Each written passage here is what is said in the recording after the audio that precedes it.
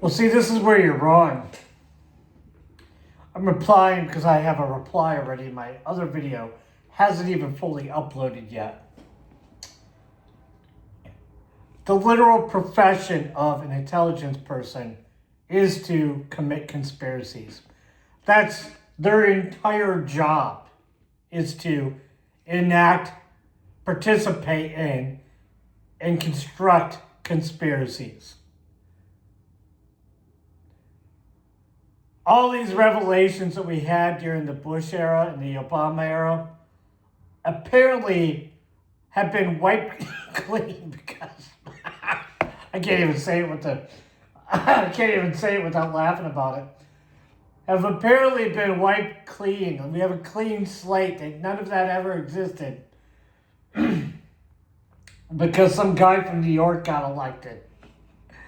Some guy from New York got elected, so now the CIA has ceased operating.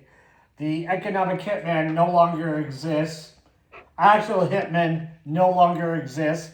And the intelligence apparatus of the United States has ceased to spy on everybody in the country because a guy from New York was elected. However, the guy from New York was elected and the intelligence apparatus is still spying on everyone. How do we know this? Sitting senators are openly speaking about the intelligence apparatus actively spying on everyone and still actively involved in conspiracies.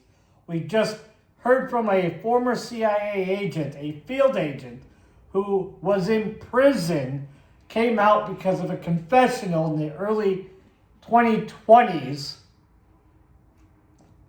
about the continuation of the activities of intelligence operations within and without the United States. This is an ongoing thing. It hasn't stopped. None of it has stopped. These programs are still running. The funding is still there. The laws are still there. There's no conversation with you and I. You're just living in Delulu land where the reality of the situation isn't registering on your primitive intellect, because that's what I'm going to assume you have at this point. If Edward Snowden and all this other stuff that happened magically stopped happening in your brain, that is delusional. Am I saying that we should or shouldn't be doing it? Recognizing that something's going on isn't the same as being opposed to something going on. And we have this conversation because you refuse to acknowledge that democracy is nothing more than shuffling of names, shuffling of change of faces, and a shuffling of the deck chairs until the music stops. That's all democracy is. They're just shuffling faces, names, and chairs until the music stops and the system collapses. There's no fixing it. They have no intentions of fixing it. They're just going to extract as much wealth as they can and then flee the country at the end when the rest of us are on the streets and or starving to death because the system collapsed. That's the entire intention. There's no conspiracy. They've already said it out loud. The leadership of the Likud party in Israel says they intend to extract anything and everything from the United States they can and let it blow off into the wind. So, I don't know what to tell you. Clearly, one of us is delusional, and it's not me because I've been tested. I've been confirmed to have a very rational, stable mind. You, on the other hand, believe in nonsense like, ending of programs against American citizens. And then you're going to say, oh, but that doesn't happen to people like you. It only happens to people like Donald Trump. What's special about Donald Trump? What's special about him? It's just a name and a face. Just another name and face on the deck. Just sitting in another chair. What has Donald Trump done in his life that makes him special? What, birthers? The birther thing? You think telling Barack Hussein Obama that his birth certificate's fake, that makes him special? I thought we were still going with the narrative. Sorry, not the native.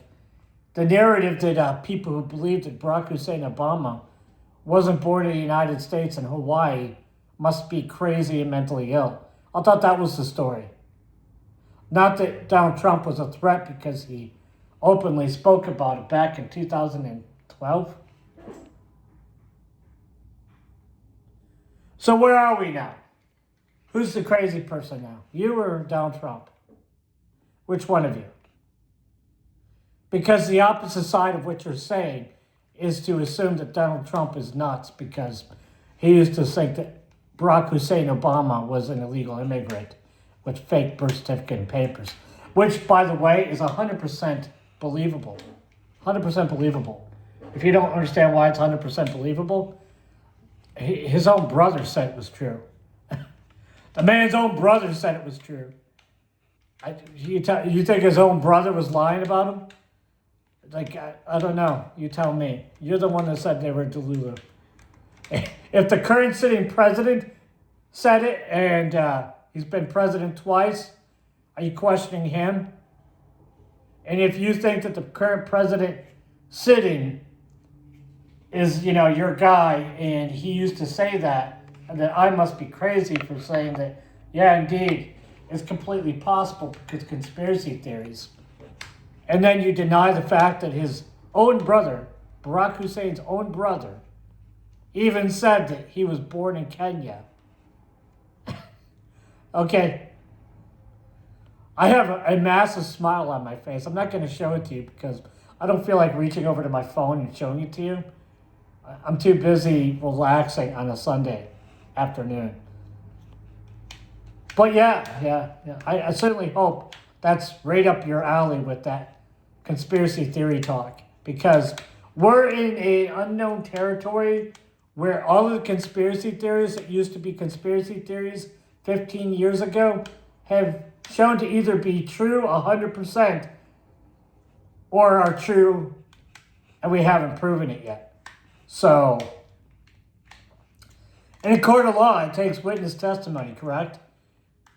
And if one man's brother said he was grown or grew up in another country and born in another country, do you accept it or do you not accept it? Like, I don't care where Barack Hussein Obama was born, but his presidency would be invalid if it was proven that he was indeed born in Kenya, as our current president had at one point stated, which was a conspiracy theory according to you. And I remember going back over it like 2 years ago and building an entire chain of events, a causality, which could explain why he was potentially an intelligence agency, or rather, an intelligence asset for MI6, which is not that organization's real name. It's just what you call it because James Bond was a thing. So, where are we going to go with this conversation? Are we going to continue to say that I must be out my rocket because I said something like that publicly? I find the idea that somebody would say something that is of questionable nature and not understanding a situation is considered inbalanced or unbalanced or mentally unstable, because I want to know the answer to a question. And who else am I supposed to ask? ChatGPT? ChatGPT is not going to tell me the truth. Wikipedia is not going to tell me the truth. You know who's going to tell me the truth?